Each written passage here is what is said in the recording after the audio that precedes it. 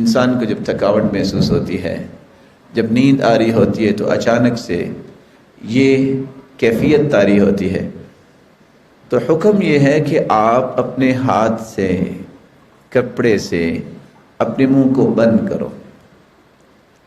تو انہوں نے کیا کہا؟ آپ، تو باپ نے کہا بیٹا یہ کیا؟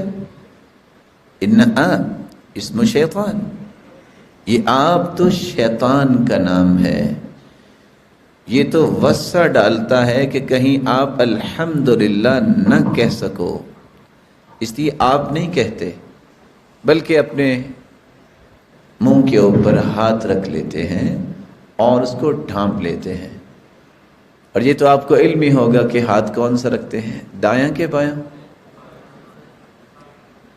اب دو قول ہو گئے ہیں، اختلف العلماء علی قولین، علماء کے اختلاف ہوا ہے، بعض علماء جو بیٹھے ہیں وہ کہہ رہے ہیں دایاں، اور بعض اچھا سیدھا رکھیں گے یا الٹا؟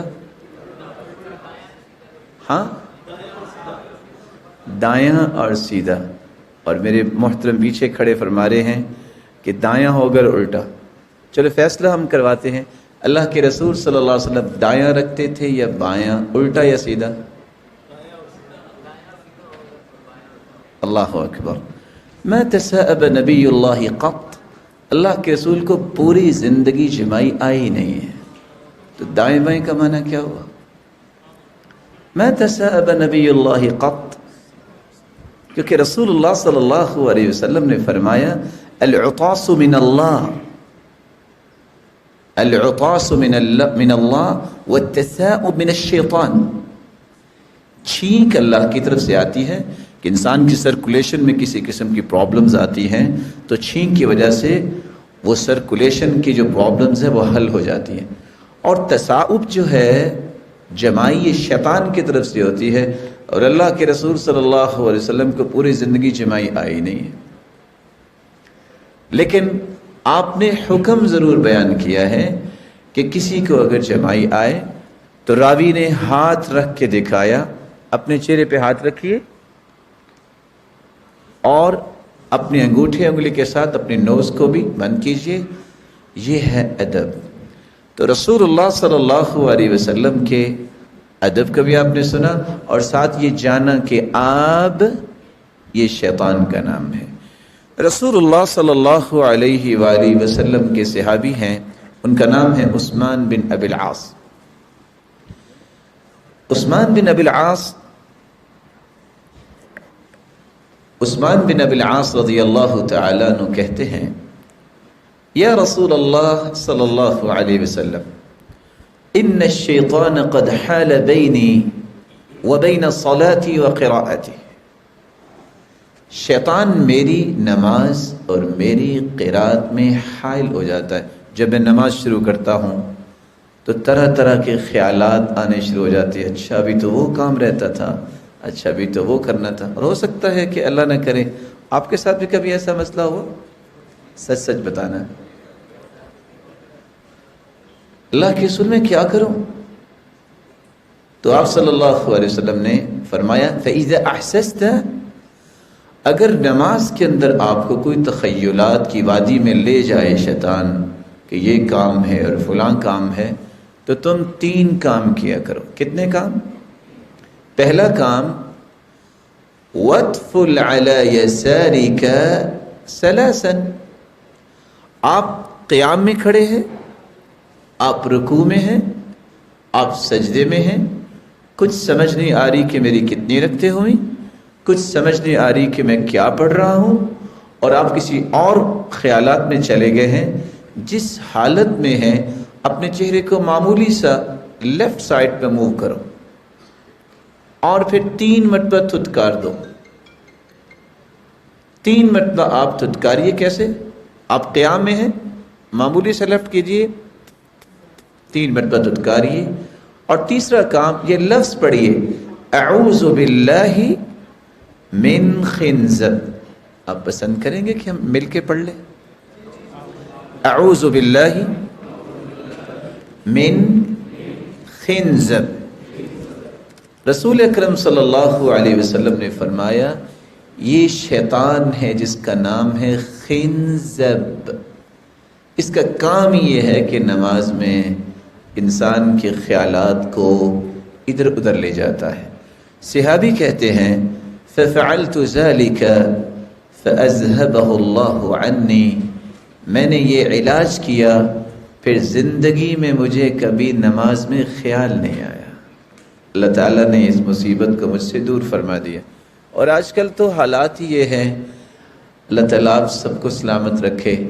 وہ اتفاق سے عصر کی نماز ہو رہی تھی تو 3 رکعتیں پڑھنے کے بعد امام محترم نے سلام پھیر دیا، اور بھول جانا کوئی بڑی بات نہیں ہے۔ اللہ کے رسول صلی اللہ علیہ وسلم جس جیسی ہستی اللہ نے اس کائنات میں پیدا ہی نہیں کی، اور نہ قیامت تک ایسی ہستی آ سکتی ہے۔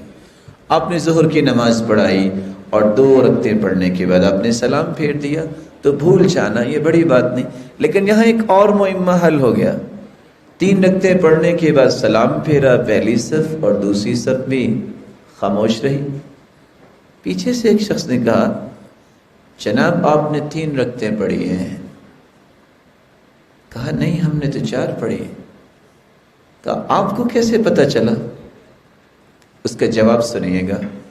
کہا جناب میں ہر روز عصر کی نماز پہ اپنی 4 دکانوں کا حساب ایک ایک رکعت میں کرتا ہوں، میری تو ایک دکان بچ گئی۔ اس کو بھی یہ ٹینشن نہیں ہے کہ میری ایک رکعت رہ گئی، اس بیچارے کو یہ پریشانی ہے کہ میری ایک دکان کا حساب رہ گیا ہے۔ اور رسول اللہ صلی اللہ علیہ وآلہ وسلم نے جو عبادت اور نماز بتائی ہے، ان تعبد اللہ کأنک تراہ، نماز کو اس طرح پڑھو کہ تم اپنے رب کو دیکھ رہے ہو۔ فإن لم تكن تراه فإنه يراك، اگر یہ یقین نہیں آپ کا بنتا تو یہ یقین تو ہونا چاہیے کہ تمہارا رب تمہیں ضرور دیکھ رہا۔ رسول اللہ صلی اللہ علیہ وسلم نے ایک چوتھا نام بیان کیا ہے، ولہن، یہ شیطان کا نام ہے۔ یہ وضو کے اندر وسع ڈالتا ہے۔ آپ نے دیکھا ہوگا، اللہ نہ کرے کہ آپ میں سے کوئی ایسا ہو، بعض لوگ وضو کرنے لگتے ہیں اور وضو کرتے ہی جاتے ہیں۔ بھئی آپ کا وضو نہیں ہوا؟ بس ابھی ہو جاتا ہوں فارغ۔ اب حدیث کہتی ہے کہ آپ وضو کے اعضاء کو 1 مرتبہ بھی دھو سکتے ہیں، 2 مرتبہ بھی دھو سکتے ہیں، اور 3 مرتبہ بھی دھو سکتے ہیں۔ اور 3 مرتبہ سے زیادہ جو وضو کے اعضاء کو دھوتا ہے، وہاں لفظ ہے فقد اعتدى وظلم واساء، اس نے برائی بھی کی، اس نے زیادتی بھی کی، اس نے ظلم بھی کیا۔ کیونکہ اللہ کے رسول صلی اللہ علیہ وسلم نے اپنے وضو کے اعضاء کو 3 مرتبہ سے زیادہ نہیں دھویا۔ امام مالک رحمۃ اللہ علیہ کے پاس ایک شخص آ گیا۔ شیطان جب وسع ڈالتا ہے تو صرف وضو میں نہیں ڈالتا، غسل میں بھی ڈالتا ہے۔ بعض لوگ شاور لینے لگیں گے 1 گھنٹہ لگائیں گے، اور ابھی بھی ان کو شک ہوگا نہ جانے میں نے غسل صحیح کیا ہے کہ نہیں کیا۔ تو امام مالک رحمۃ اللہ علیہ کے پاس ایک شخص آیا اور کہتا ہے میں نے ویسے 5 مرتبہ غسل کیا ہے، 5 مشکیزیں بہائے ہیں، لیکن ابھی مجھے شک ہے کہ پتہ نہیں میرا غسل ہوا ہے کہ نہیں ہوا۔ تو انہوں نے بڑے ہی خوبصورت انداز میں ایک بات کہہ دی، کہا آپ پہ تو غسل فرض ہی نہیں ہے۔ کہا جی وہ کیسے؟ کہا مجنون پہ تو کوئی غسل فرض نہیں ہوتا۔ 5 مشکیزیں پانی کے آپ نے ضائع کر دیے، اور ابھی آپ یہ سوچ رہے ہو کہ میرا غسل ہوا ہے کہ نہیں ہوا۔ یہ شک پیدا کرنا یہ شیطان کا کام ہے۔ ولہان وضو کے اندر شک پیدا کرتا ہے۔ آپ 6 سے 7 مرتبہ بازو کو دھوتے ہیں اور ابھی یہ ہوتا ہے پتہ نہیں دھلا ہے کہ نہیں دھلا۔ انسان کو ہمیشہ یقین پہ بنیاد رکھنی چاہیے۔ الیقین لا یزول الا بالیقین، شک تو کوئی ایسا کلیہ اور قاعدہ نہیں ہے جس کی بنیاد پہ انسان یقین کو توڑ دے۔ تو رسول اللہ صلی اللہ علیہ وسلم کے اس فرمان میں ولہان ایک شیطان کا نام آیا ہے، اگرچہ اس حدیث پہ علماء نے کلام بھی کی ہے۔ شیطان کی کنیت ابو قطرہ ابو مرہ ہے۔ ابو قطرہ کا مطلب آگ والا، اس کا کام ہی ہے آگ کی دعوت دینا، اور ابو مرہ کا مطلب کڑواہٹ والا، اس کے پیچھے جو لگتا ہے اس کی زندگی میں کوئی لذت نہیں رہ جاتی۔ رسول اللہ صلی اللہ علیہ وسلم کے اوپر جو قرآن نازل ہوا ہے وہ شیطان کی اصلیت کو ظاہر کرتا ہے۔ آپ نے بھی سنا ہوگا شیطان فرشتہ تھا، شیطان تو یہ تھا، لیکن صحیح فیصلہ اللہ تعالیٰ کا ہے، اور جو قرآن مجید نے بیان کر دیا ہے شیطان یہ فرشتہ نہیں تھا بلکہ یہ جن تھا۔ ارشاد ربانی ہے وَإِذْ قُلْنَا لِلْمَلَائِكَةِ اسْجُدُوا لِآدَمَ فَسَجَدُوا إِلَّا إِبْلِيسَ كَانَ مِنَ الْجِنِّ فَفَسَقَ عَنْ أَمْرِ رَبِّهِ أفتتخذونه وذريته أولياء من دوني وهم لكم عدو بئس للظالمين بدلا وإذ قلنا للملائكة اسجدوا لآدم، اور جب ہم نے کہا فرشتوں سے کہ تم بھی سجدہ کرو تو فرشتوں نے تو سجدہ کیا، لیکن ابلیس نے سجدہ نہ کیا۔ کان من الجن، یہ ابلیس یہ جنوں میں سے تھا۔ ففسق عن امر ربہ، اس نے اپنے رب کی نافرمانی کی۔ افتتخذونہ وذریتہ اولیاء، جس شیطان نے اپنے رب کی نافرمانی کی ہے کیا تم اسے اور اس کی اولاد کو اپنے دوست بناؤ گے؟ وَهُمْ لَكُمْ عَدُوٌّ، وہ بھی تمہارا دشمن ہے اور اس کی اولاد بھی تمہاری دشمن ہے، اس لیے اس کو دوست مت بناؤ۔ اور آپ نے ابھی چند لمحات پہلے یہ بات سنی کہ ہر سرکشی کرنے والا، نافرمانی پہ اپنے آپ کو لگانے والا شیطان ہوتا ہے۔ شیطان جنوں میں سے بھی ہے جو بنیادی طور پہ تھا، اور شیطان انسانوں میں سے بھی ہوتے ہیں۔ رسول اللہ صلی اللہ علیہ وسلم نے مسجد میں بیٹھے سیدنا ابو ذر رضی اللہ تعالی عنہ سے کہا تعوذ باللہ من شیاطین الانس والجن، اللہ کی پناہ میں آ جایا کرو کہ آپ کو شیطان جن، آپ کو انسان شیطان جو ہے ان دونوں سے اللہ بچا لے۔ صحابی سوال کرتے ہیں یا رسول اللہ اول الانس شیاطین، جنوں میں سے تو شیطان ہیں لیکن کیا انسانوں سے بھی کوئی شیطان ہوتا ہے؟ کہا تو آپ نے قرآن نہیں پڑھا؟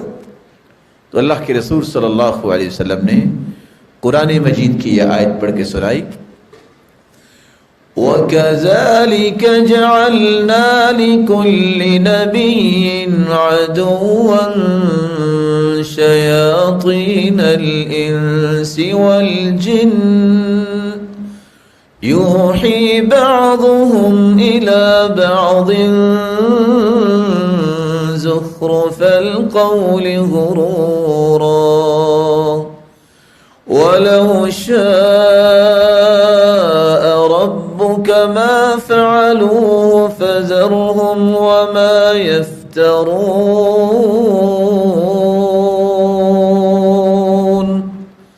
وَكَذَلِكَ جَعَلْنَا لِكُلِّ نَبِيٍّ عَدُوًّا، جتنے بھی انبیاء دنیا میں آئے ان کی دشمنی کرنے والے شیاطین تھے۔ کون سے شیاطین؟ جو جنوں میں سے تھے، جو انسانوں میں سے تھے۔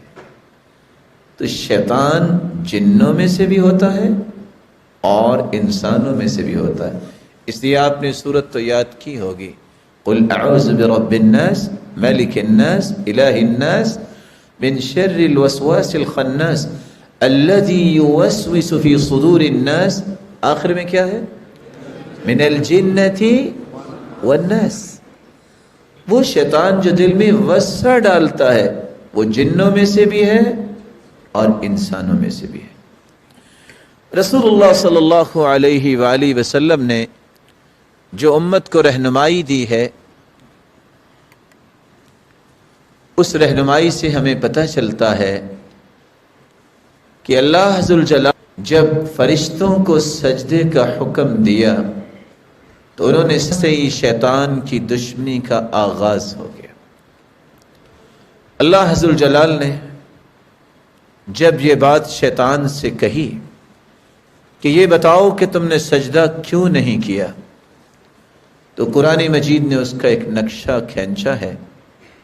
اللہ ذوالجلال فرماتے ہیں قال ما منعك ألا تسجد إذ أمرتك قال أنا خير منه خلقتني من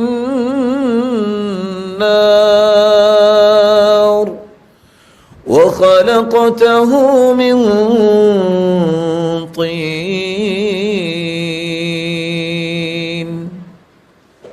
یہ بتاؤ تم نے سجدہ کیوں نہیں کیا؟ اس نے وہاں اللہ کے حکم کو ترجیح نہ دی، اپنی عقل سے فیصلہ کرنا چاہا، اپنی خواہش کو مقدم کیا۔ عقل کا فیصلہ اس کا کیا نکلا؟ کہتا ہے اس کو تو اللہ اپنے مٹی سے بنایا، آدم کو، مجھے آگ سے بنایا، میں اس سے بہتر ہوں، میں اسے سجدہ کیوں کروں؟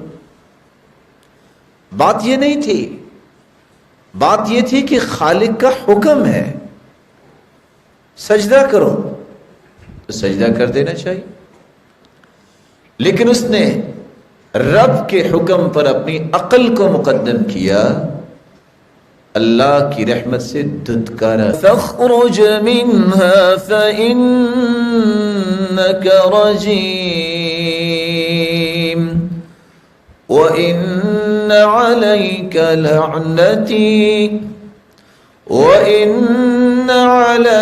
لعنتي إلى يوم الدين۔ میری رحمت سے آج سے تم دور ہو جاؤ، آج کے بعد تجھ پہ میری لعنت ہے اور قیامت تک یہ لعنت برستی رہے گی۔ یہاں رک کے میں ایک پیغام اپنے لیے بھی اور آپ کے لیے بھی چھوڑنا چاہوں گا۔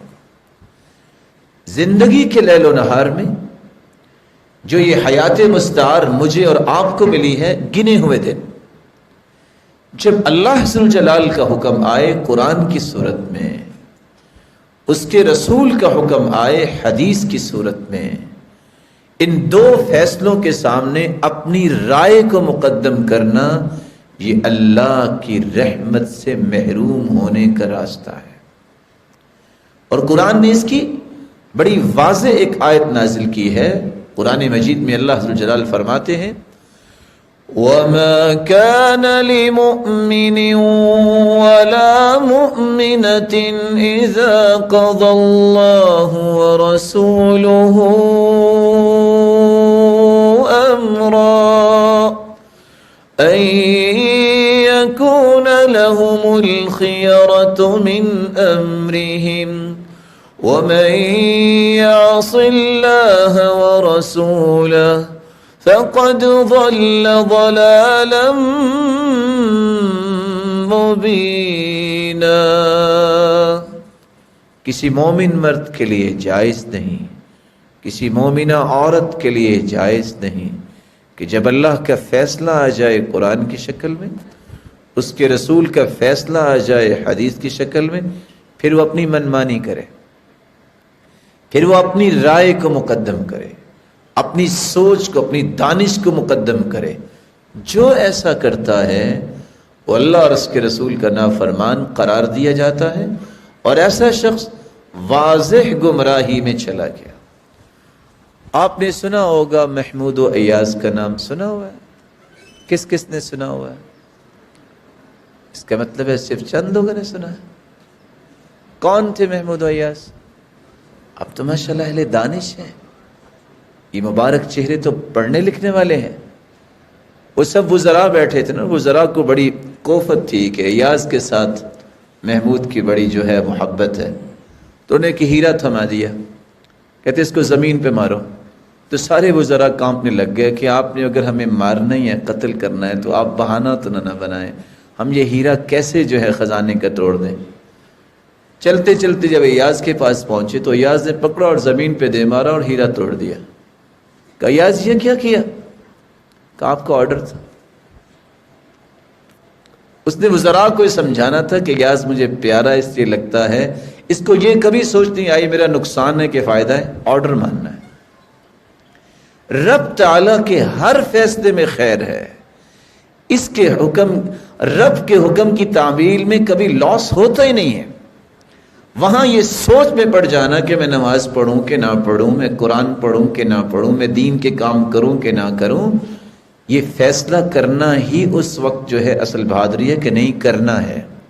اور آپ کے علم میں ہے کہ جب وہ ایک دن کھانا کھاتے کھاتے محمود نے ایاز کو ککڑی کا ایک ٹکڑا دیا اور آدھا خود لے لیا اور کھانے لگے تو بہت کڑوا تھا، تو ایاز سارا کچھ کھا گیا. کہتے ارے آپ نے کیسے کھا لیا؟ تو بہت کڑوا تھا. کہا جب میں نے منہ سے لگایا تو کڑوا تو تھا، لیکن میں نے سوچا یہ وہی ہاتھ دے رہا ہے نا جس نے ہمیشہ میٹھی چیزیں دی ہیں، اگر آج کڑوی آ گئی ہے تو ان کو نیگلیکٹ تو نہیں کرنا چاہیے.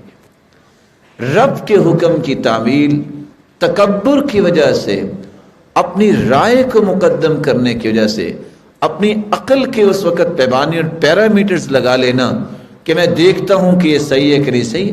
میرے اور آپ کے اندر صلاحیت ہی نہیں ہے کہ ہم شریعت کو پیمائش کر سکے اور شریعت کو وزن دے سکے کہ یہ صحیح ہے کہ نہیں صحیح. صحیح وہ ہے جس کو اللہ نے اتار دیا ہے. اور یہاں ایک بات پہ میں اور آپ اتفاق کریں، کیا آپ کو اور مجھے اپنے بارے میں اتنا علم ہے جتنا اللہ کو علم ہے؟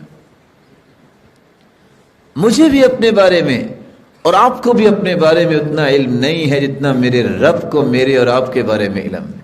کیونکہ ہم کہاں سے آئے، ہمیں بنایا کس نے ہے؟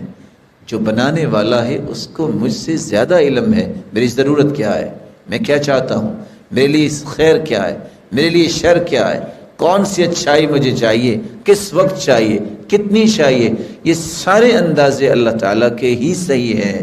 اور اللہ تعالیٰ نے جو فیصلے کرنے ہیں اسی پہ ہی اطمینان کرنا چاہیے. اس لیے امام غزالی کہا کرتے تھے آپ کسی شخص کو کہو کہ لکھو کیا چاہتے ہو، اپنی ساری توانائیاں لگا کے وہ لکھ لے، پھر اس کو اللہ تعالیٰ کا لکھا اگر دکھا دے اللہ تعالیٰ تو وہ چیخ کے کہے گا مجھے یہ نہیں چاہیے جو میں نے لکھا ہے، مجھے وہ چاہیے جو میرے رب نے لکھا ہے. کیونکہ میری تو عقل وہاں تک سفر ہی نہیں کر سکتی جو رب تعالیٰ نے نعمتیں رکھی ہیں، جو رب تعالیٰ نے وہاں جنت کے ایسے ایسے تحائف رکھے ہیں. لا عین رأت، کسی آنکھ نے ایسی نعمتیں آج تک دیکھی نہیں. ولا اذن سمعت، کسی کان نے آج تک ان کا تذکرہ نہیں سنا. ولا خطر على قلب بشر، آج تک کسی کے دل میں ایسا خیال تک نہیں آیا جو رب تعالیٰ نے جنت میں مسلمانوں کے لیے، مومنوں کے لیے نعمتیں تیار کر رکھی ہیں. تو اللہ عز الجلال نے جب شیطان کو اپنی رحمت سے دھتکار دیا تو شیطان نے اس وقت ایک اللہ عز الجلال کے سامنے گزارش رکھی. قال رب فانظرنی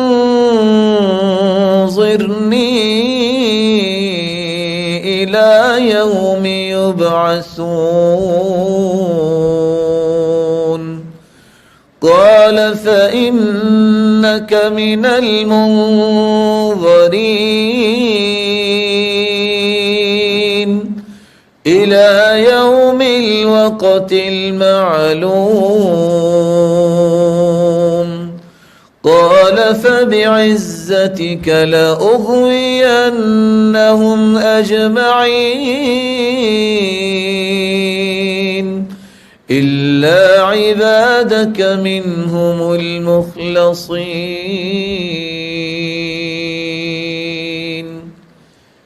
اللہ تو نے مجھے اپنی رحمت سے تو دھتکار دیا، مجھے قیامت تک مہلت دے دے کہ میں تیری مخلوق کو اپنا ساتھی بنانے کی کوشش کروں. اللہ ذو الجلال نے فرمایا تجھے اجازت ہے جاؤ، لیکن یاد رکھنا تم میری قسم اٹھا کے یہ کہہ رہے ہو کہ میں ان کو صحیح راستے سے گمراہ کروں گا؟ میرے نیک بندے، میرے مخلص بندے تیرے شکنجے میں نہیں آئیں گے، الا عبادک منہم المخلصین، جو خالص لوگ ہیں، جن کو رب تعالیٰ کی محبت ہوگی، جن کو رب تعالیٰ کی نعمتوں کا یقین ہوگا، جو رب تعالیٰ کی جنتوں کے وارث بننا چاہتے ہیں، وہ شیطان کے شکنجے میں نہیں آئیں گے۔ تو اللہ عز الجلال نے شیطان کو یہ کہہ دیا کہ تم نے میری قسم اٹھا کے یہ کہا ہے نا کہ میں ان کو جہنم میں لے کے جاؤں گا، تو میں اپنی عزت کی بھی قسم اٹھاتا ہوں اور اپنے تقدس کی بھی قسم اٹھاتا ہوں، جب تک ان کی زبان پہ استغفار رہے گا میں بھی ان کو بڑے بڑے گناہوں کے بعد بھی معاف کرتا رہوں گا۔ جب تک یہ معافی مانگتے رہیں گے میں ان کی زندگی کے سارے گناہوں کو معاف کر کے صرف معافی کا ہی پرمٹ جاری نہیں کروں گا، بلکہ میں ان کے گناہوں کو نیکیوں میں تبدیل کر دوں۔ تو شیطان نے اس وقت سے انسان کو گمراہ کرنا شروع کیا۔ کون سے طریقوں سے انسان کو شیطان گمراہ کرتا ہے؟ آئیے اس تیسرے نقطے کے متعلق چند باتیں سنیے۔ شیطان کا سب سے پہلا حملہ جو انسان پر ہوتا ہے وہ انسان کے دل میں وسوسہ پیدا کرتا ہے۔ کیسے انسان کے دل میں وسوسہ پیدا کرتا ہے؟ اچانک سے جو انسان کی زندگی میں دل میں خیال آتا ہے اس کو عربی زبان میں خاطرہ بولتے ہیں۔ آپ پسند کریں گے تھوڑا سا میرے ساتھ چلیں؟ سب سے پہلی بات، اچانک سے جو دل میں خیال آئے اور فوراً نکل جائے اس کو عربی زبان میں خاطرہ کہتے ہیں۔ کیا کہتے ہیں؟ اس وقت تک شیطان کا کوئی حصہ نہیں ہوتا۔ اعوذ باللہ کہہ کر، اعوذ بوجہ اللہ کہہ کر اگر آپ وسوسے کو نہیں توڑتے تو تھوڑا سا وقت اور آپ کے دل و دماغ میں اس فکر، اس سوچ نے گزارا تو یہ وسوسہ ہم بن جائے گا۔ کیا بن جائے گا؟ فکر۔ یہ فکر کا روپ دھار لیتا ہے۔ آپ اس فکر کو بھی توڑ سکتے ہیں، اللہ کا ذکر کرنے لگ جائیں، استغفر اللہ، لا الہ الا اللہ، لا حول ولا قوت الا باللہ۔ اگر آپ اس فکر کو بھی نہیں توڑتے تو یہ آپ کا ارادہ بن جائے گا۔ آپ کا ارادہ اگر بن گیا ہے آپ اس کو بھی توڑ سکتے ہیں۔ اپنے آپ کو بہادر بنائیے، میں نہیں کروں گا یہ کام، فوراً اللہ کے ذکر میں لگ جائیے۔ اگر آپ اس ارادے کو بھی نہیں توڑتے تو یہ دل کے نہال خانے میں جتنے بھی رجحانات ہیں اس پہ غلبہ پا لیتا ہے اور یہ نیت بن جاتی ہے۔ آپ اس نیت کو بھی توڑ سکتے ہیں کہ میں نے برائی کی نیت کی ہے، میں نئی برائی کروں گا، اور طریقہ ایک ہی ہے، یا نوافل پڑھیے یا اللہ کا ذکر کیجیے۔ آپ اگر نیت کو نہیں توڑتے تو یہ آپ کا عزم بن جائے گا۔ آپ عزم جب کر لیں برائی کا پھر بھی آپ توبہ کر سکتے ہیں، نہیں یہ میں نے غلط کیا ہے، اور چھوڑ دیں اس کو، رب تعالیٰ کے ذکر میں اپنے آپ کو لگا لیں۔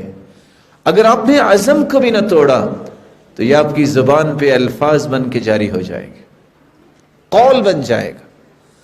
آپ کی زبان نے غلط بول بھی دیا، آپ 3 مرتبہ پڑھ لیں، استغفر اللہ، استغفر اللہ، استغفر اللہ، رب تعالیٰ اسے معاف فرما دیتے ہیں۔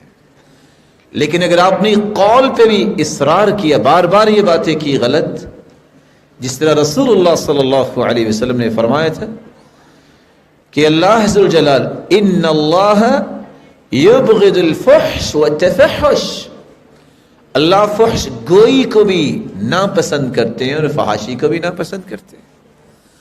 آپ نے اگر قول کو نہ توڑا تو یہ آپ کا عمل بن جائے گا، آپ کا رویہ بن جائے گا، آپ کی زندگی کا زاویہ بن جائے گا۔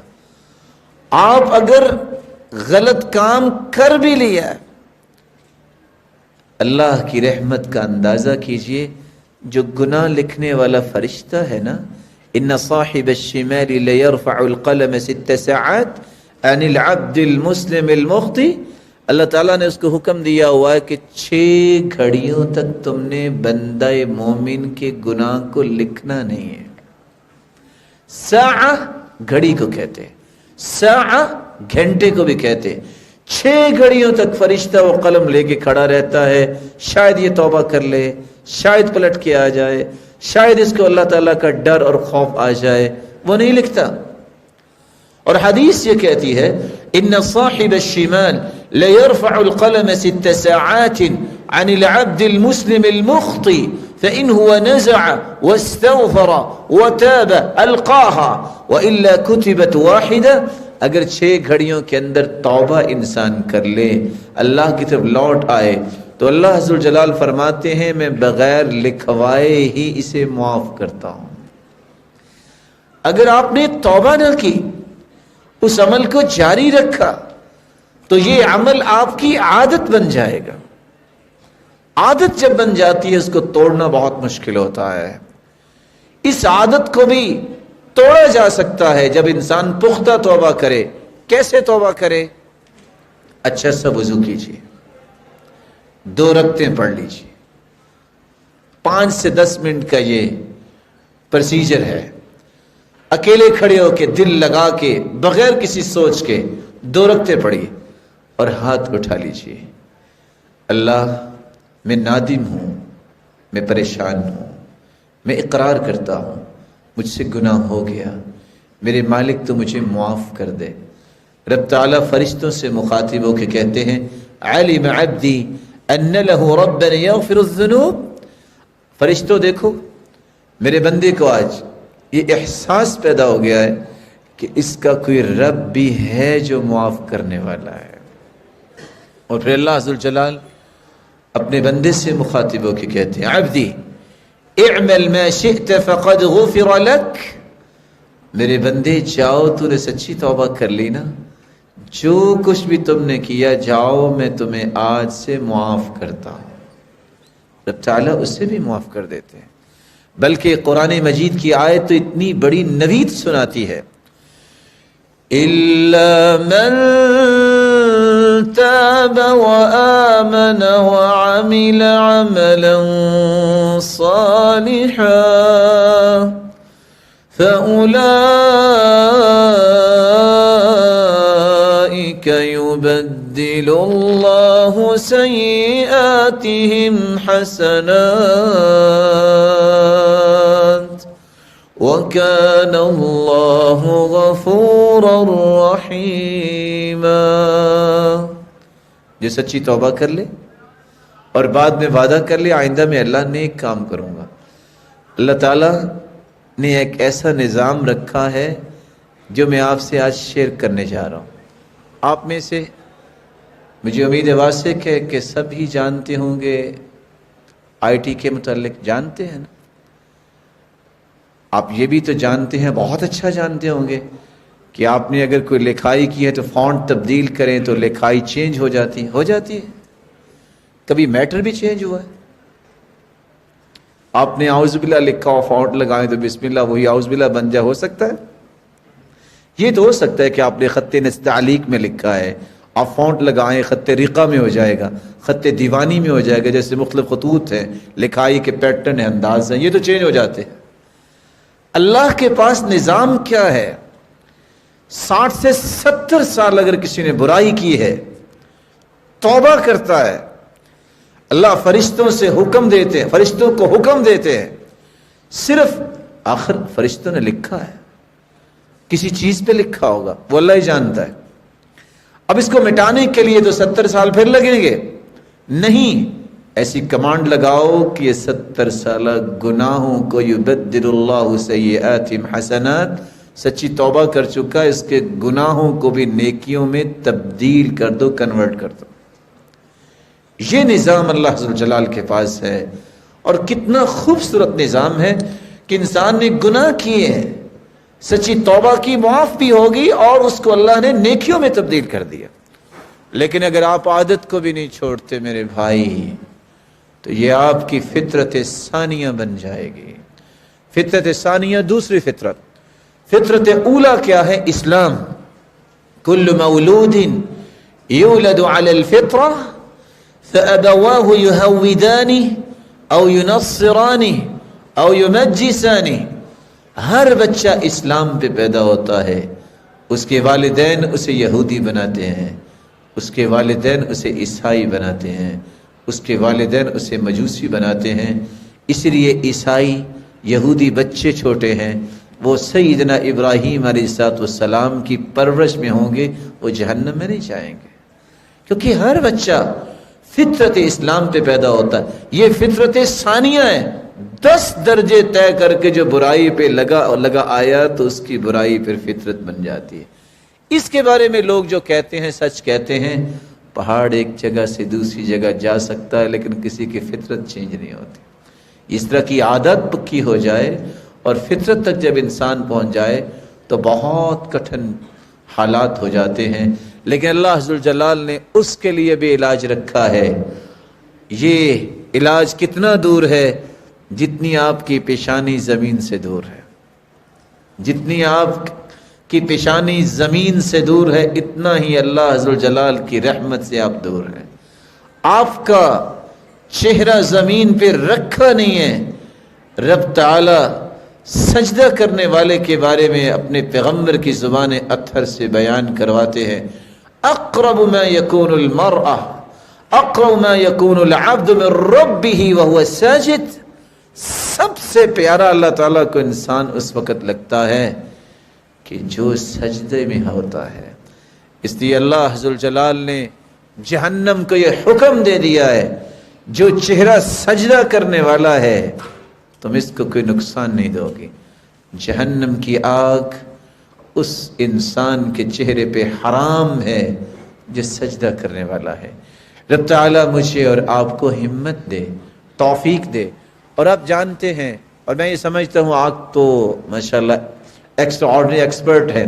आपके सामने आपने लैपटॉप खोला है, आजकल तो लैपटॉप बहुत दूर हो गए, आपके हाथ में गैलेक्सी है और न जाने क्या कैसे कैसे एप्लीकेशंस और टूल्स और क्या क्या चीज़ें आ गई हैं।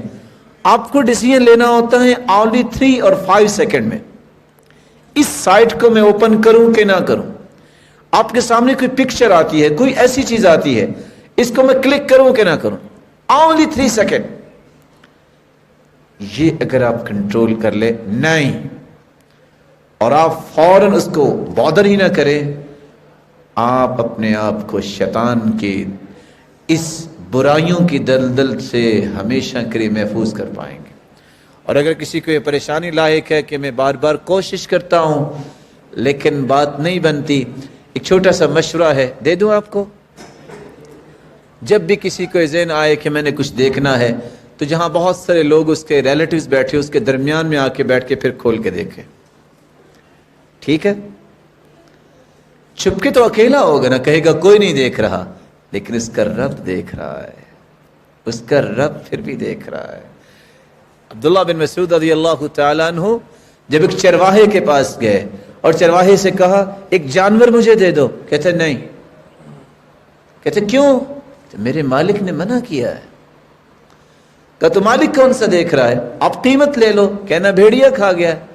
कहा नहीं, मेरा मालिक तो नहीं देख रहा, लेकिन मेरे मालिक का मालिक तो देख रहा है, मैं इसको जवाब क्या दूंगा। इसी लुकमान हकीम जब फौत होने लगे तो बेटे ने कहा अब्बा जान सारी चीजें अपने साथ ही ले जानी है, मुझे भी कुछ बताओ। कहा बेटा लिखो, बेटा गुनाह करने को जी चाहे तो कर लेना, लेकिन वहां जाके करना जहां अल्लाह ना देखता हो। क्या ख्याल है आपका? बेडरूम में तो नहीं अल्लाह ताला देखते कि देखते हैं? आपके अपने कमरे में तो जाहिर एक नहीं डबल गेट भी हो सकता है ना, डोर भी हो सकता है ना, और वहां तो आपके सिस्टम भी हो सकते हैं कि बाहर की आवाज अंदर ना आए, अंदर की आवाज बाहर ना जाए, रिकॉर्डिंग सिस्टम जैसे होता है। फिर कहा बेटा अगर गुनाह करने को जी चाहे तो कर लेना, लेकिन अल्लाह की जमीन पे न करना, किसी और जगह जाके कर लेना। कहां जाएगा? अल्लाह की जमीन के सिवा को और जगह है? फिर कहा बेटा अगर गुनाह करने को जी चाहे तो कर लेना, लेकिन उतना करना जितनी सजा सहने की तेरे जिस्म में ताकत है। اللہ ذوالجلال ہم سب کو محفوظ فرمائے۔ تو وسوسہ یہ پہلا طریقہ ہے شیطان کا جس سے وہ انسان کو ڈیٹریکٹ کرتا ہے، رب تعالیٰ سے دور کرتا ہے۔ اور دوسرا طریقہ، شیطان انسان کو رب سے دور کرتا ہے تو اسلام کے اصول میں شک پیدا کرتا ہے۔ اسلامی اصول کیا ہے؟ رب کے بارے میں تشکیک، رسول کے بارے میں تشکیک اور قرآن و حدیث کے بارے میں شک پیدا کرنا، طرح طرح کے اشکالات پیدا کرنا، طرح طرح کی باتیں اس کے ذہن میں لانا۔ حدیث کے الفاظ ہے، شیطان دل میں خیال ڈالتا ہے، من خلق السماء، بتاؤ آسمان کس نے بنایا؟ تو انسان کہتا ہے ربی، ربنا، اللہ نے بنایا۔ پھر وہ ایک خیال پیدا کرتا ہے، من خلق الارض، بتاؤ زمین کس نے بنائی؟ بندہ کہتا ہے اللہ نے بنائی۔ اچانک سے ایک سوال ذہن میں پیدا کرتا ہے، من خلق ربک، تیرے رب کو کس نے بنایا؟ تیرے رب کو کس نے بنایا؟ رک جاؤ، یہ خیال ہی شیطانی ہے۔ تین کام کرو، فَلْيَنْتَهِ، رک جاؤ، سوچنا بند کرو۔ دوسرا کام پڑھیے اعوذ باللہ من الشیطان الرجیم، تاکہ شیطان سے بچ جائے۔ تیسرا کام لا الہ الا اللہ، اللہ کے سوا کوئی معبود برحق نہیں۔ یہ تین کام کرنے سے شیطان جو آپ کو اغوا کرنا چاہ رہا ہے اس سے آپ محفوظ ہو جائیں گے۔ رسول اللہ صلی اللہ علیہ وآلہ وسلم کا فرمان ہے، شیطان کے اس وسوسے سے بچنا جو اللہ کے بارے میں، جو قیامت کے بارے میں اور جو اللہ ذوالجلال کی ذات کے بارے میں سوالات پیدا کرتا ہے۔ حکم یہ تفکروا فی آلاء اللہ ولا تفکروا فی اللہ، اللہ کی نعمتوں میں غور کیا کرو، اللہ کی ذات کی کنہ میں مت جاؤ۔ اچھا قبر کیسے ہے، اس کے اندر کیسے فرشتے آتے ہوں گے، میرا رب جانتا ہے۔ قیامت کا ماحول، جنت جہنم کیسے ہے، جیسے قرآن و حدیث نے بیان کر دی۔ میرا اور آپ کا ایمان ہونا چاہیے۔ اور یہاں میں رک کے، یوتھ کسی بھی معاشرے کی بہت بڑی نعمت ہوتی ہے، یاد رکھیے گا، کسی بھی معاشرے کے اندر یوتھ بہت بڑی نعمت ہوتی ہے۔ مستقبل کی بھاگ ڈور اللہ تعالیٰ نے ان کے ہاتھ میں دینی ہوتی ہے۔ اس لیے آپ اپنے آپ کو کبھی معمولی نہ سمجھیں۔ نہ جانے آپ میں سے کتنے لیڈرز بیٹھے ہیں اور کتنے قوم کے رہبر و رہنما بیٹھے ہیں اور کتنے اقتصادیات کے اندر کل کو عالمی منڈی میں نام پیدا کرنے والے ہوں گے، اور کتنے ایسے لوگ ہیں جن کو دیکھ کے لوگ اپنی زندگی اور فیوچر کی پلاننگ کریں گے۔ اپنے آپ کو کبھی بھی یہ نہ سمجھے گا کہ ہم تو کچھ نہیں کر رہے۔ آپ اس عمر میں ہیں جس عمر میں بہت کچھ ہو سکتا ہے۔ یوتھ کے سامنے آج یہ جملہ میں نے پیش کیا ہے کہ اسلامی اصولوں میں شک پیدا کرنا، یہ کس انداز سے پیش کیا جاتا ہے؟ میں آپ سے گزارش کروں گا کہ آپ کچھ سوالوں کے جوابات کے ساتھ میرے ساتھ شریک ہوئیے گا، ہوں گے انشاءاللہ۔ میں 4 کلمے بولنا چاہ رہا ہوں، آپ بتائیے گا صحیح ہیں کہ نہیں۔ سب سے پہلا کلمہ، ہمیں آزادی چاہیے۔ آزادی بری ہے کہ اچھی؟ جواب دیجیے۔ ڈاکٹر صاحب آپ نے کچھ کہا تو نہیں ان سے؟ مجھے تو بہت اچھے لگ رہے ہیں ماشاءاللہ۔ اب تھوڑا سا جواب دیجیے۔ ویسے بریک فاسٹ کر کے آتے ہیں؟ اللہ آپ کو برکت دے۔ سب سے پہلا جو جملہ بولا جاتا ہے، ہمیں آزادی چاہیے، نو ڈاؤٹ آزادی ہونی چاہیے۔ دوسرا جملہ، مساوات ہونی چاہیے، نو ڈاؤٹ مساوات کو پسند کریں آپ۔ تیسرا جملہ، رواداری ہونی چاہیے، سنا کبھی؟ اور ہونی چاہیے۔ چوتھا جملہ، ترقی ہونی چاہیے، اور ترقی ہونی چاہیے۔ ہم تو چاہتے ہیں مسلمان زندگی کے ہر میدان میں سب سے آگے نظر آئیں۔ فرق کیا ہے؟ فتنہ کہاں ہے؟ حقیقت کیا ہے؟ یوتھ کو یہ بات سمجھنا ضروری ہے. میرے اور آپ کے نزدیک سب سے پہلا جملہ آزادی یہ ہے، میں آزادی کے ساتھ نماز پڑھوں، میں آزادی کے ساتھ روزہ رکھوں، میں آزادی کے ساتھ تجارت کروں، میں آزادانہ طریقے سے اپنی زندگی کو انجوائے کروں اسلامی اصولوں کی روشنی میں آزادانہ طریقے سے اپنی زندگی کو خوبصورت بناؤں، اپنے رشتہ داروں سے ملوں، اپنے دوستوں سے ملوں. یہ آزادی ہے. لیکن آزادی مغرب کیا دیتا ہے؟ غور کیجئے گا، قرآن مجید کو آپ دیکھتے ہیں وہاں بار بار لفظ آتا ہے عبد، بندہ غلام ہے کس کا؟ اللہ کا. اس کو رب کی بات ماننی ہے اور آزادی لینی ہے. آزادی رب کی باتوں کو چھوڑ کر نہیں، رب کے احکامات کو مان کے آزادی لینا، یہ ہر مسلمان کی خواہش ہونی چاہیے. لیکن قرآن نے عبد کا لفظ بولا. آپ بائبل کو اٹھائیں گے وہاں پہلے یہ لکھا جاتا تھا مین کائنڈ. اس کی ٹرانسلیشن کیا کریں گے آپ؟ وہ بھی یہ تصور قائم کرتے تھے کہ اللہ کوئی ہے، گاڈ کوئی ہے. لیکن جب کانٹ آیا ہے، ریکارڈ آیا ہے، مستشرقین جو رنٹیلزم کے شاہکار تھے، ہیوم نے سب سے آ کے یہ جملہ چینج کیا ہے، مین کائنڈ نہیں، ہیومن کائنڈ. اور کیا کہنا چاہا؟ سوچ میری، ذہن میرا، ذہانت میری، جب میں سوچ سکتا ہوں تو فیصلہ بھی میں خود کر سکتا ہوں، مجھے کسی رب کی ضرورت نہیں ہے. آپ کو پسند ہے یہ آزادی؟ مغرب یہ آزادی چاہتا ہے. دشمن کے وار کو سمجھیے. رب تعالیٰ کے پیغمبر نے فرمایا تھا قیامت کے نزدیک لوگ شراب کو کہیں گے، اس کا نام اچھا بنا دیں گے. آج وہی بات ہے، مائے مقدس، پاک پانی. شراب اور پاک پانی یہ کیسے ہو گیا؟ اللہ کے رسول صلی اللہ علیہ وسلم نے 10 چیزوں پہ لعنت کی اور اس کے لیے 4 بڑے لفظ بولے. ام الخبائث، یہ خباثتوں کی جڑ ہے. ام الفواحش، یہ فحاشیوں کی جڑ ہے. اور ام الداء، یہ بیماریوں کی جڑ ہے.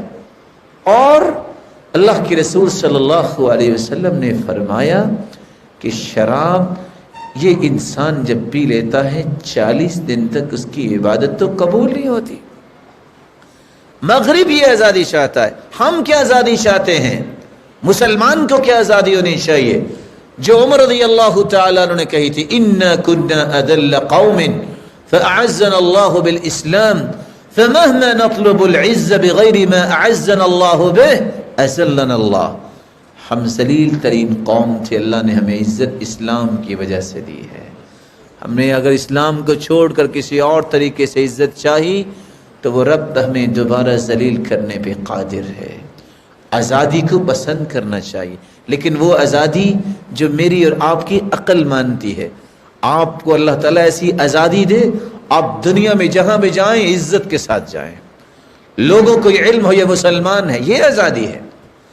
اپنے من کا غلام بن کے آزادی لینا یہ مغرب کی آزادی ہے، یہ مسلمانوں کی آزادی نہیں ہے.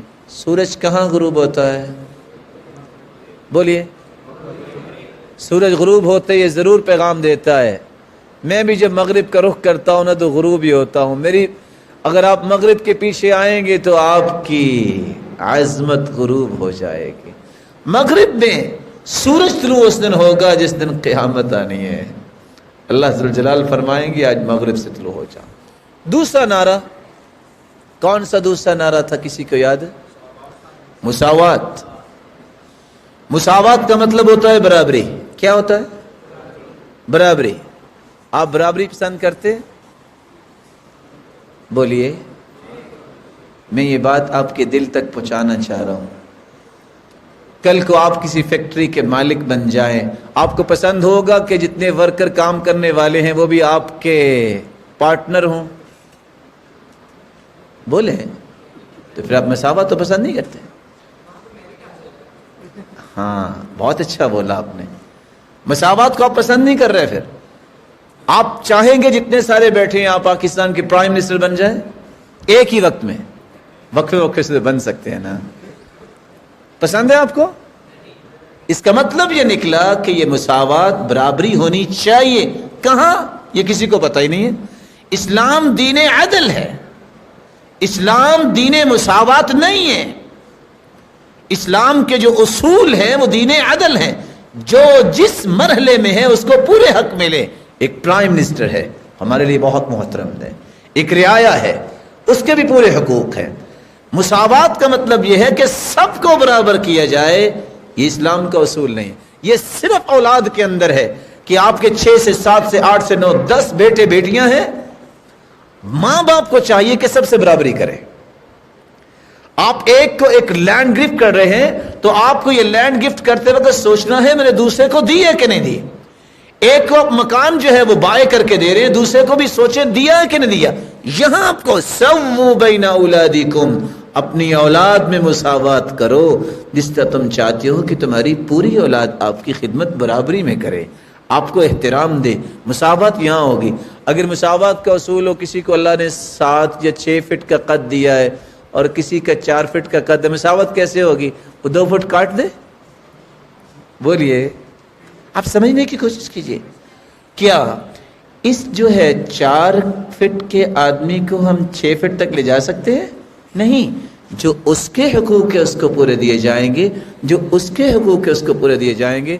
میں تو نہیں کہتا لیکن ایک بات بیان کی گئی سنا دیتا ہوں. بمنطق المساواہ لکھنے والے لکھتے ہیں اگر مساوات کا اصول دنیا میں نافذ کر دیا جائے تو بمنطق المساواہ تو ہوگا کیا جو ہم نہیں کر سکیں گے کہ بہت سارے دانش مند یہ کہیں گے کہ 1 سال تو عورت کو بچہ جننا چاہیے تو 1 ساتھ مرد کو بھی ایسا کرنا چاہیے. ہو سکے گا؟ بمنطق المساواہ.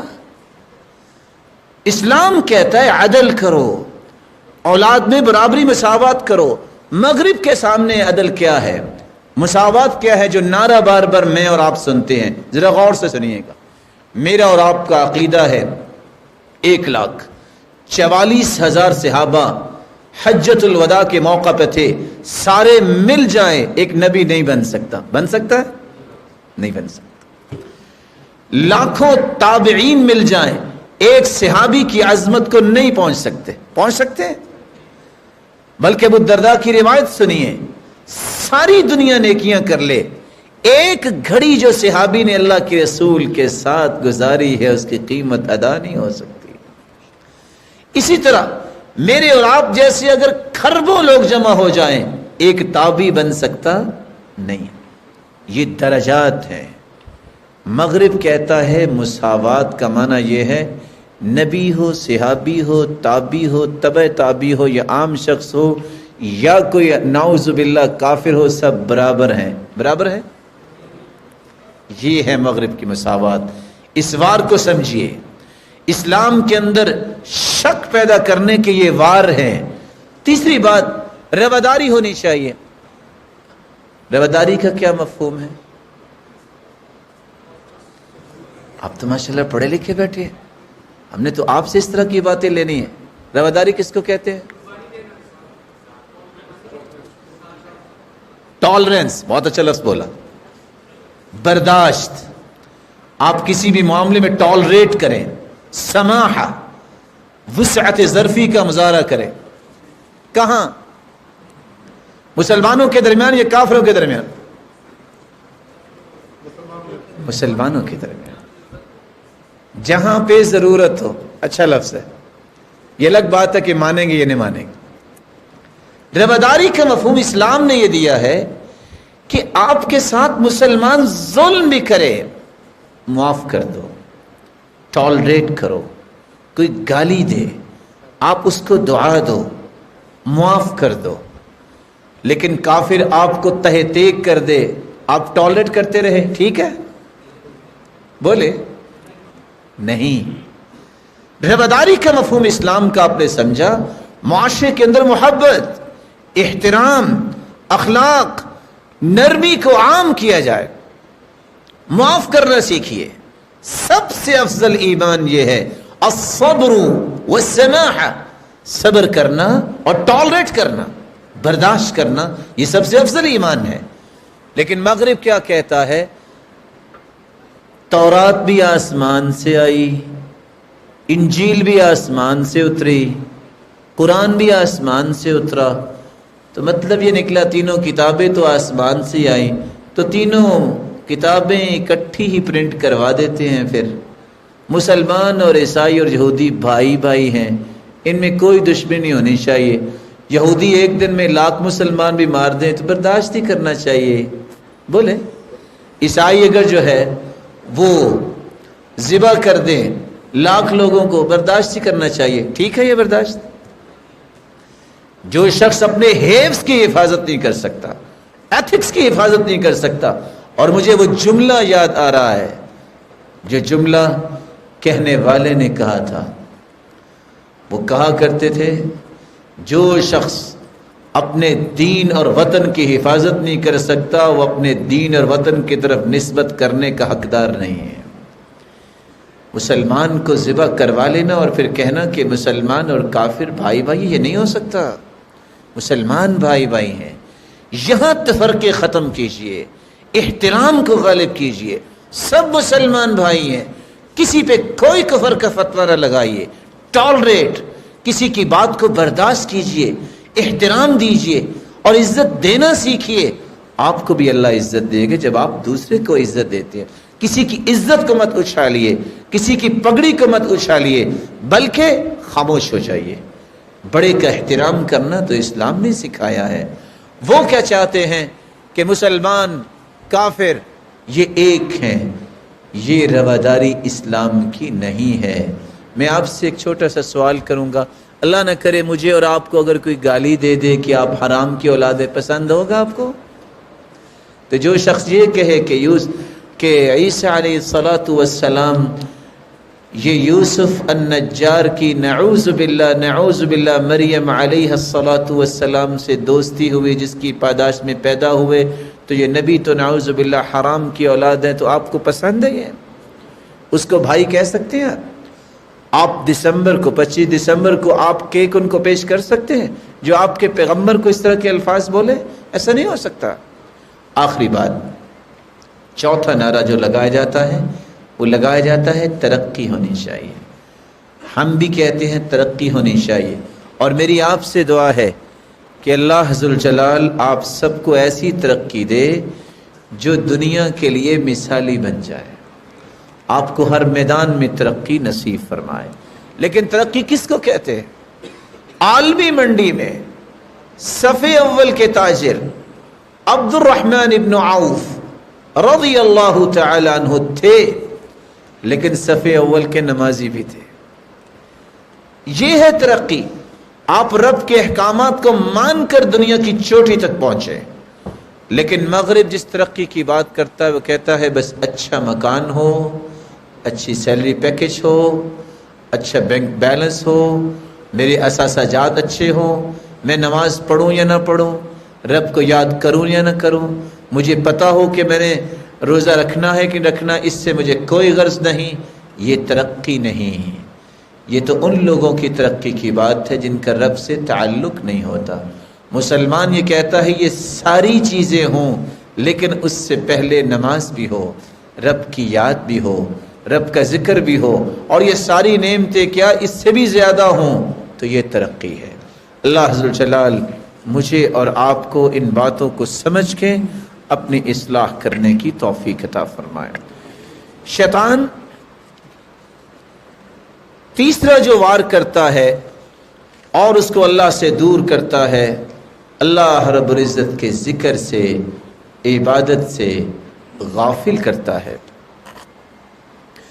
استحوذ عليهم الشيطان فأنساهم ذكر الله أولئك حزب الشيطان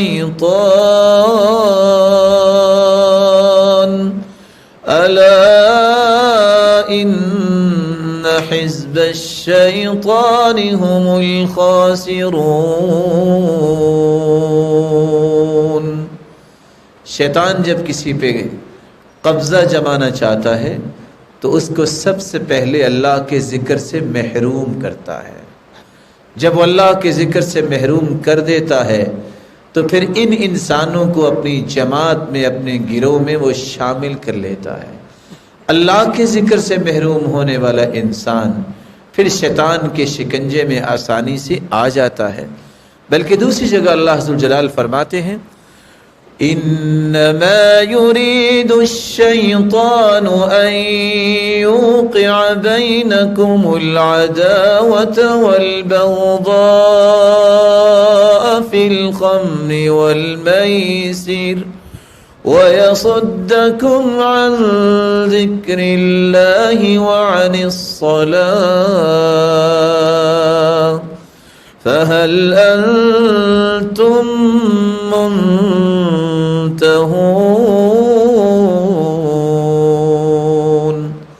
شیطان تمہیں جہاں اللہ کے ذکر سے روکتا ہے وہاں اللہ کی عبادت سے بھی روکتا ہے۔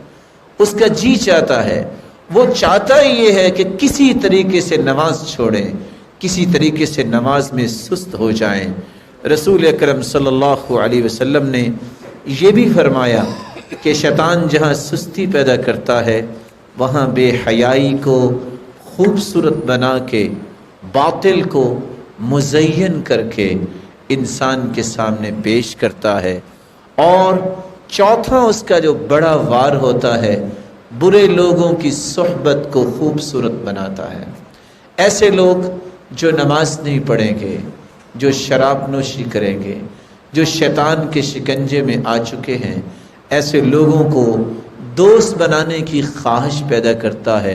اور قرآن کی آیت کو سنیے، وَيَوْمَ يَعَضُّ الظَّالِمُ عَلَى يَدَيْهِ يقول يا ليتني اتخذت مع الرسول سبيلا يا ويلتى ليتني لم أتخذ فلانا خليلا لقد أضلني عن الذكر بعد إذ جاءني وَكَانَ الشَّيْطَانُ لِلْإِنسَانِ خَذُولًا۔ قیامت کو انسان اپنے ہاتھوں کو چبائے گا اور کہے گا ہائے کاش میں نے فلاں کو دوست نہ بنایا ہوتا، قرآن میرے پاس تھا، اس دوست نے مجھے قرآن سے دور کیا، میں نماز تو پڑھتا تھا، اس دوست نے مجھے اس دین سے دور کیا۔ وَكَانَ الشَّيْطَانُ لِلْإِنسَانِ خَذُولًا، اور شیطان تو انسان کو ذلیل ہی کرنا چاہتا ہے۔ بات تو دوست کی ہو رہی تھی قرآن میں، اس شیطان کا تذکرہ کیسے آ گیا؟ مفسرین کہتے ہیں کہ وہ دوست جو آپ کو نماز سے روکتا ہے، قرآن سے روکتا ہے، اچھائی سے روکتا ہے، وہ انسانی شکل میں شیطان ہی تو ہے، اس سے بچیے۔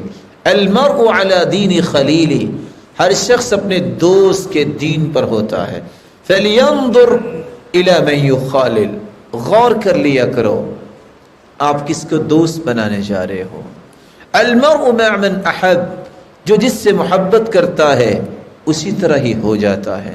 المجالسہ تولد المجانسہ، جس کے ساتھ بیٹھیں گے اسی کی عادات آپ کے اندر آ جائیں گی۔ لا تسأل عن قرینہ، لا تسأل عنہ وسل عن قرینہ، وَكُلُّ قَرِينٍ بِالْمُقَارَنِ يَقْتَدِي، کسی کے بارے میں جاننا ہو تو اس کے دوستوں کو دیکھیے، جیسے دوست ہوں گے ویسا وہی ہوگا۔ قُلْ لِمَنْ تُعَاشِرْ قُلْتُ مَنْ أَنْتَ، مجھے اتنا بتاؤ تم بیٹھتے کس کے ساتھ ہو۔ کہنے والا کہتا ہے میں تمہیں یہ بتاؤں گا کہ تمہاری حقیقت کیا ہے۔ اس لیے اللہ کے رسول نے مثال دی ہے، اچھا دوست کستوری والا ہے اور برا دوست بھٹی میں پھونک لگانے والا ہے۔ کستوری والے کے پاس اگر آپ جائیں، یا تو اما ان یحزیک، آپ کو گفٹ دے گا کستوری، اگر وہ گفٹ نہیں دیتا آپ خرید لیں گے، گفٹ سے بھی آپ کو خوشبو آئی، آپ نے خرید لی کستوری تب بھی خوشبو آئی، نہیں تو کستوری والے کے پاس بیٹھنے سے جب تک آپ بیٹھے رہیں گے آپ خوشبو میں معطر رہیں گے۔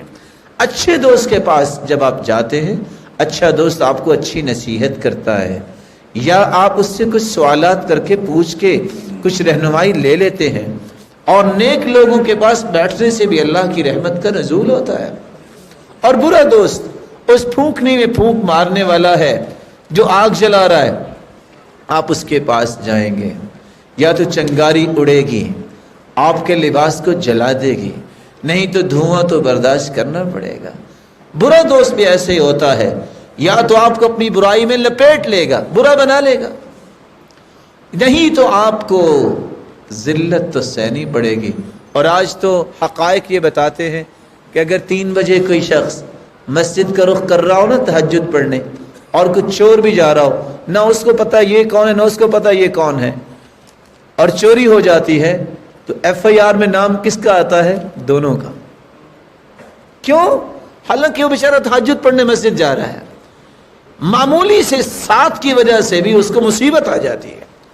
اس لیے 5واں طریقہ جس سے شیطان اللہ عز جلال کی رحمت سے انسان کو دور کرتا ہے، وہ گھروں کو خراب کرتا ہے، میاں بیوی کی لڑائی کرواتا ہے، مسلمانوں کے آپس میں تعلقات کو خراب کرتا ہے. رسول اکرم صلی اللہ علیہ وسلم نے فرمایا ان الشیطان اعیس ان یعبدہ المصلون فی جزیرۃ العرب. شیطان مایوس ہو گیا، جزیرہ عرب کے لوگ شیطان کی پوجا نہیں کریں گے، ولیکن بالتحریش بینہم، لیکن ایک دوسرے کے خلاف باتیں کر کر کے لڑائیاں کروا دے گا. اور اللہ کے رسول صلی اللہ علیہ وسلم نے فرمایا کہ شیطان نے اپنا تخت بنایا ہوا ہے، پانی پہ رکھا ہوا ہے، ثم یبعث سرایاہ، پھر اپنے چیلوں کو بھیجتا ہے، پھر وہ رپورٹ دیتے ہیں. حدیث لمبی ہے، صحیح مسلم کی روایت. ایک جب آ کے کہتا ہے فعلت کذا و کذا، آج میں نے اتنے قتل کروا دیے، تو شیطان ابلیس کہتا ہے ما صنعت شیئا، کیا کیا؟ مسلمانوں کے تو عقیدے بڑے اچھے ہیں، وہ کہتے ہیں بچے 2 اچھے نہیں، جتنے بھی ہوں اتنے ہی اچھے ہیں. آپ نے کتنے قتل کروائے ہیں؟ 100. اللہ تعالیٰ نے ان کو کتنے ہزاروں بچے دے دیے، تم نے کیا کیا؟ وہ بیٹھ جاتا. دوسرا کہتا ہے فعلت کذا و کذا، میں نے یہ کیا. کیا کیا؟ کہتے چوری کروائی. کہ کتنی چوری ہوئی ہے؟ مسلمان تاجر سچ بولتے، جھوٹ نہیں بولتے. تم نے چند لاکھ کی چوری کروائی، ان کو کروڑوں کے پروفٹس اللہ نے دے دیے، تم نے کیا کیا؟ ایک شیطان اٹھ کے جب یہ کہتا ہے میں ترکت حتی فرقت بینہ وبین امرأتی، میں صبح سے لگا ہوا تھا، خامن کو کہتا تھا وہ چھوڑو اسے، پھر شادی ہو جائے گی، پھر کیا ہے، عورتیں بہت، اور اس کو کہتا تھا کیا تم نے مصیبت پار رکھی ہے، چھوڑو اسے اور شادی ہو جائے گی. اب خامد اپنے گھر میں ہے، بیوی اپنے گھر میں ہے، اس وقت شیطان ابلیس اپنے تخت سے کھڑا ہوتا ہے. فَيُقَبِّلُهُ فَيَلْتَزِمُهُ، اس شیطان کو اپنے سینے سے لگا کے اس کو بوسہ دے کے کہتا ہے نعم الرجل انت، جو کام تم نے کیا کسی نے نہیں کیا. خاندانوں کو توڑنا، گھروں میں لڑائیاں کروانا، اس سے شیطان راضی ہوتا ہے، رحمان راضی نہیں ہوتا. آئیے چوتھا نقطہ، ویسے تو بہت سارے اور بھی طریقے شیطان کے، نہ حق غصہ دلائے گا، فضول خرچی کروائے گا، فقیری کا خوف دلائے گا، اور کہے گا کہ آپ کا کیا سٹیٹس ہے، اس کو بلند کرو، برائی کر کے. یہ سارے کے سارے شیطانی وار ہیں. علاج کیا ہے؟ آپ پسند کریں گے ان علاجات کو ساتھ ساتھ یاد کرنا؟ ویسے تو آپ کا ماشاءاللہ حافظہ مجھے لگتا ہے بہت اچھا ہے، اس لیے آپ لکھتے نہیں ہیں. امام بخاری تھے نا، تو جب وہ استاد بولتے تو وہ لکھتے نہیں تھے، تو ساتھی کہنے لگے ما لہ لا یکتب، اس کو کیا یہ لکھتا کیوں نہیں ہے؟ تو وہ اپنے ہاتھ سے ہی انگلی پہ اس طرح لکھتے رہتے. تو اللہ نے ان کو بڑا حافظہ دیا تھا. تو ایک شخص نے کہا یہ کیا تماشا ہے، ہم سب لکھتے ہیں، یہ لکھتا ہی نہیں ہے. تو آخر ان کو کیا کرنا پڑا کہ اچھا جو تم نے حدیث سے لکھی ہیں وہ کھولو. 15,000 حدیث سے ہم نے زبانی وہ سنا دی جو انہوں نے لکھی ہوئی تھی. تو مجھے بھی امید ہے کہ یہ سارا درس آپ کے ذہن میں لکھا جا رہا ہے، اور آپ ضرور سب کے سب ڈاکٹر صاحب کو لکھ کے دے دیں گے. کہ یہ ایسے ہی ہوگا، اس لیے لکھنے نہ رہے. علاج کیا ہے؟ وسوسہ ہو، شیطان کا کوئی بھی ہتھ کنڈا ہو، پہلا علاج میرے بھائی اپنے آپ کو اللہ کی ضمانت میں لے جائیے، رب سے گزارش کیجیے، اللہ میں اپنے آپ کو تیری پناہ میں دیتا ہوں، تیرے سوا مجھے شیطان سے کوئی نہیں بچا سکتا۔ کیسے اللہ کی پناہ میں اپنے آپ کو دینا چاہتا ہوں اور کیسے اللہ تعالیٰ کی پناہ میں اور آپ آ سکتے ہیں، غور سے سنیے گا۔ سب سے پہلی بات، اگر آپ قرآن کی تلاوت کرنا چاہتے ہیں تو یہ پڑھیے اعوذ باللہ من الشیطان الرجیم، تو گویا آپ نے اپنے آپ کو اللہ کی پناہ میں دے دیا۔ دوسری بات، آپ نماز کے اندر کھڑے ہیں اور شیطانی وسوسہ اس طرح آتا ہے کہ آپ کو نماز اور تلاوت بھلا دیتا ہے، تو آپ یہ پڑھیے اعوذ باللہ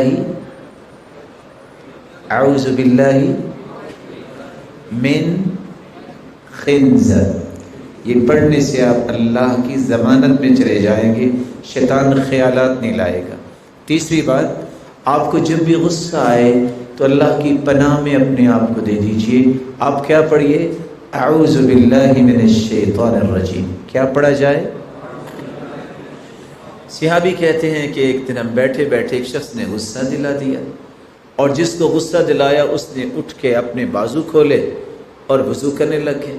پہلے جب بازو کھولے تو ہم خوفزدہ ہو گئے کہ لڑائی ہوگی، جب وہ وضو کرنے لگ گیا تو ہم نے کہا شاید پاک صاف ہو کے لڑیں گے، تو وضو کر کے جب آئے تو آ کے کہتے ہیں سنو، میرے دادا عطیہ نے مجھے بیان کیا کہ اللہ کے رسول نے فرمایا غصہ شیطان سے ہے، شیطان آگ سے بنا ہے، اور آگ کو ٹھنڈا کرنے کے لیے پانی جو ہے وہ استعمال کرتے ہیں، اس لیے جب کسی کو غصہ آئے تو وہ اعوذ باللہ پڑھ لے، نہیں غصہ جاتا تو وضو کر لے۔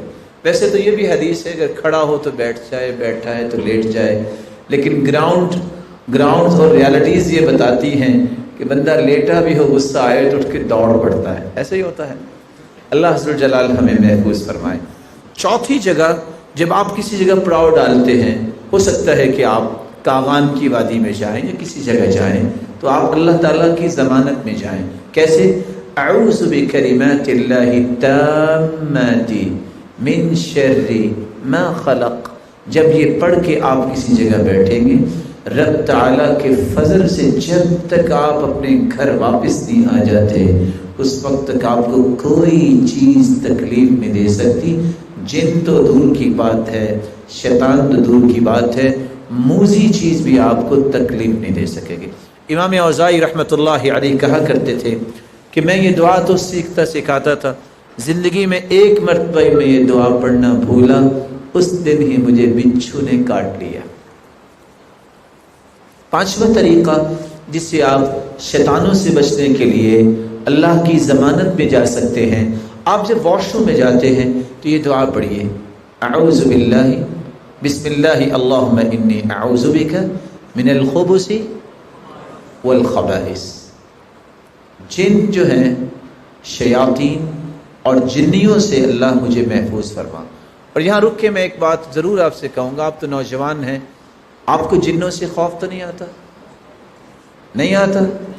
پکی بات ہے۔ ہو سکتا ہے کہ آپ کے اندر ابھی کوئی جن بیٹھا اور آپ کو نظر نہ آ رہا ہو، آپ زندگی میں خوف کھائیے گا بھی نہیں، بہادر بنیے۔ اور کتنے لوگ پریشان ہیں، پریشانی کیوں ہوتی ہے؟ اس طرح کی دعائیں نہیں پڑھتے تو جن واقعی ان کو تنگ کرتے ہیں۔ لیکن یہ یاد رکھیے کہ جب تک آپ پاک رہتے ہیں، بابوز رہتے ہیں اور یہ دعائیں پڑھتے ہیں، دنیا کا کوئی جن آپ کا سامنا نہیں کر سکتا۔ اور میں تو کبھی کبھی پوچھتا ہوں بھائی آپ اتنے پریشان ہو، پتہ نہیں اب کیا ہوگا۔ آپ نے کبھی بریکنگ نیوز دیکھی یا سنی ہے کہ 4 جن آئے گجرانوالہ میں اور 6 لوگوں کو اٹھا کے لے گئے؟ کبھی سنا آپ نے؟ ایسا نہیں ہوتا، ایسا نہیں ہوتا۔ آپ کو بہادر ہونا چاہیے۔ کیسے بہادری آئے گی؟ یہ دعائیں پڑھنے سے، صبح شام کے اذکار پڑھنے سے، سورۃ البقرہ کی تلاوت کرنے سے، آیت الکرسی پڑھنے سے۔ چھٹا طریقہ، رسول اللہ صلی اللہ علیہ وآلہ وسلم صبح شام یہ دم کیا کرتے تھے اپنے بچوں کو، اور یہ پڑھا کرتے تھے اعیذکما بکلمات اللہ التامہ من کل شیطان وہامہ ومن کل عین لامہ۔ حسن حسین رضی اللہ عنہما جو اللہ کے رسول کے پھول تھے، جو جنت کے شہزادے ہیں وہ دونوں بیمار تھے اور دونوں لیٹے ہوئے ہیں. جبریل امین آئے اور کہنے لگے اللہ کے رسول آپ آج پریشان لگ رہے ہیں. کہا میرے دونوں پھول تو لیٹے ہوئے ہیں بیمار ہیں. کہا اللہ نے مجھے بھیجا ہے یہ پڑھ کے دم کیجئے اعیذکما بکلمات اللہ التامہ من کل شیطان وہامہ ومن کل عین لامہ. آپ نے یہی کلمات پڑھ کے دم کیے. فقام یلعبان دونوں اٹھے اور کھیلنے لگ گئے.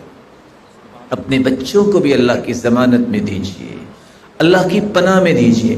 اور ساتھ جبریل نے کہا کہ آپ کے والد ابراہیم علیہ السلام اسماعیل اور اسحاق کو یہی دم کیا کرتے تھے.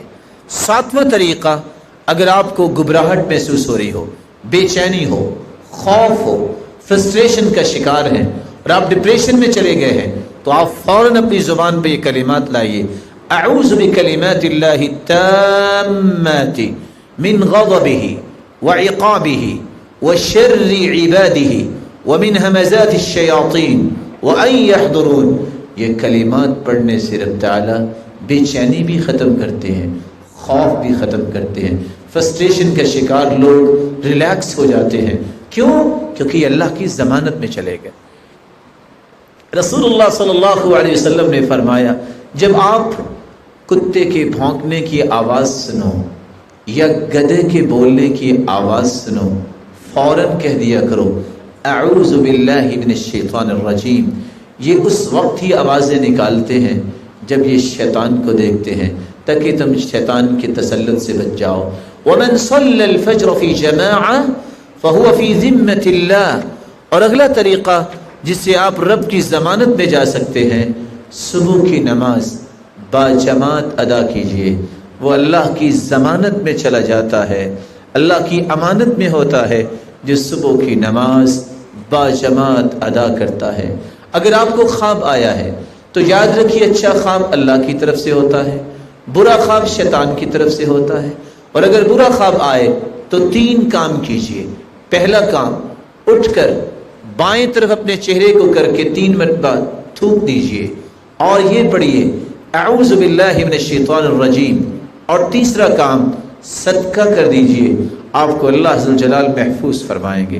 اور یہ خواب کسی کو مت بتائیے الا علی عالم او ناصح, یا کسی عالم کو بتائیے یا اس کو جو آپ کو شریعت کی روشنی میں نصیحت کر سکتا ہے. کسی ایسے انسان کو بتائیں گے وہ آپ کے خواب سن کے خوش بھی ہو سکتا ہے کہ بہت اچھا ہوا آپ کو خوف زدہ خواب آئے. نہیں, شریعت کی روشنی میں آپ اس کا حل تلاش کرنے کے لیے کسی عالم کو بتائیے, کسی ناصح کو بتائیے. رسول اللہ صلی اللہ علیہ وآلہ وسلم نے فرمایا کہ صبح کے وقت اور شام کے وقت جو یہ دعا پڑھ لیتا ہے 24 گھنٹے اللہ کی امانت, ضمانت اور پناہ میں چلا جاتا ہے. وہ دعا کون سی ہے؟ اللہم فاطر السماوات والارض عالم الغیب والشہادہ رب کل شیء وملیکہ اشہد ان لا الہ الا انت اعوذ بک من شر نفسی وشر الشیطان والشرک. یہ الفاظ جو پڑھ لیتا ہے رب تعالیٰ 24 گھنٹے اس کی شیطان سے حفاظت فرما دیتے ہیں. رسول اللہ صلی اللہ علیہ وآلہ وسلم نے شیطان سے بچنے کا اگلا طریقہ جو بیان کیا ہے, رات کے وقت اور ہر نماز کے بعد آیت الکرسی پڑھیے. من قرأ آیت الکرسی دبر کل صلاة مکتوبہ لم یمنعه من دخول الجنہ الا ان یموت. جو آیت الکرسی ہر نماز کے بعد پڑھ لیتا ہے اس کی اور جنت کے درمیان صرف موت کا پردہ حائل ہے. جس دن فوت ہوگا وہ جنتی مہمان ہوگا. اور جس گھر میں آیت الکرسی پڑھی جاتی ہے جو رات کو پڑھ لے, رسول اللہ صلی اللہ علیہ وسلم کا فرمان ہے, اللہ عز و جلال کے پیارے پیغمبر نے کتنی خوبصورت بات کہہ دی, لن یزال علیک من اللہ حافظ ولا یقربک شیطان حتی تصبح. رات کو آیت الکرسی پڑھ لے, صبح تک شیطان آپ کے قریب نہیں آئے گا, بلکہ رب تعالیٰ کی طرف سے آپ کے لیے ایک محافظ, ایک نگرانی کرنے والا فرشتہ اتار دیا جائے گا. آپ اپنے گھر میں سورۃ البقرہ پڑھیے, بلکہ اگر رات کو سوتے وقت سورۃ البقرہ کی آخری 2 آیتیں پڑھ لے تو حدیث میں آتا ہے فی لیلۃ کفتہ، اگر کوئی رات کو یہ 2 آیتیں پڑھ لیتا ہے ساری رات شیطان سے اللہ تعالیٰ اسے کافی ہو جاتے ہیں، اس کے قریب نہیں آنے دیتے۔ اپنے گھر میں سورۃ البقرہ پڑھیے، جس گھر میں سورۃ البقرہ پڑھی جاتی ہے لا يدخلہ الشیطان ابدا، شیطان اس گھر میں داخل نہیں ہوتا۔ فإن أخذها برکہ، سورۃ البقرہ کو پڑھنا بہت بڑی برکت کا باعث ہے۔ وترکها حسرہ، اور اس کو چھوڑ دینا حسرت و ندامت انسان کو ملتی ہے۔ رسول اللہ صلی اللہ علیہ وسلم نے فرمایا ہر نماز کے بعد آخری 2 صورتیں پڑھیے، قل اعوذ برب الفلق، قل اعوذ برب الناس۔ ان 2 صورتوں کو پڑھنے سے کبھی آپ پہ جادو نہیں ہوگا، کبھی جنات کا حملہ نہیں ہوگا۔ امرنا رسول اللہ صلی اللہ علیہ وسلم ان اقرأ المعوذتین بعد کل صلاة، اللہ کے رسول نے حکم دیا ہر نماز کے بعد ان 2 صورتوں کو پڑھا